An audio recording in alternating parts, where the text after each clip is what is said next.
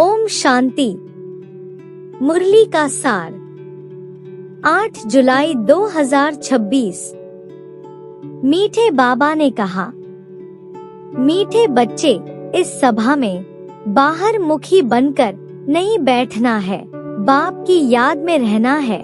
मित्र संबंधी अथवा धंधे आदि को याद करने से वायुमंडल में विघ्न पड़ता है।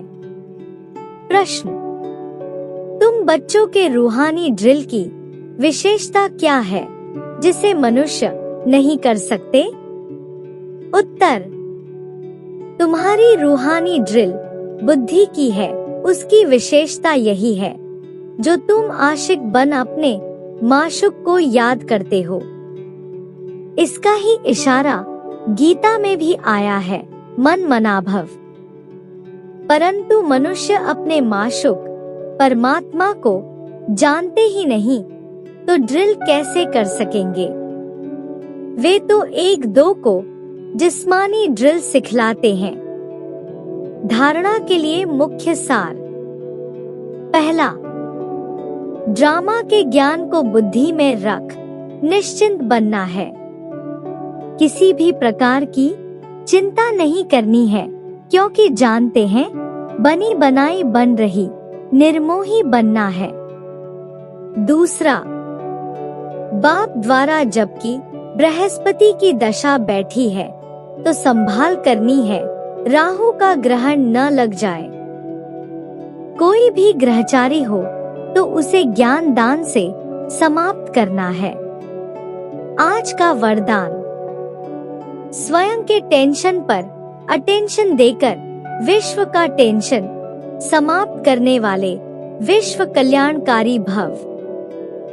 स्पष्टीकरण है, जब दूसरों के प्रति जास्ती अटेंशन देते हो तो अपने अंदर टेंशन चलता है। इसलिए विस्तार करने के बजाय सार स्वरूप में स्थित हो जाओ। क्वांटिटी के संकल्पों को समाकर क्वालिटी वाले संकल्प करो। पहले अपने टेंशन पर अटेंशन दो, तब विश्व में जो अनेक प्रकार के टेंशन हैं, उनको समाप्त कर विश्व कल्याणकारी बन सकेंगे।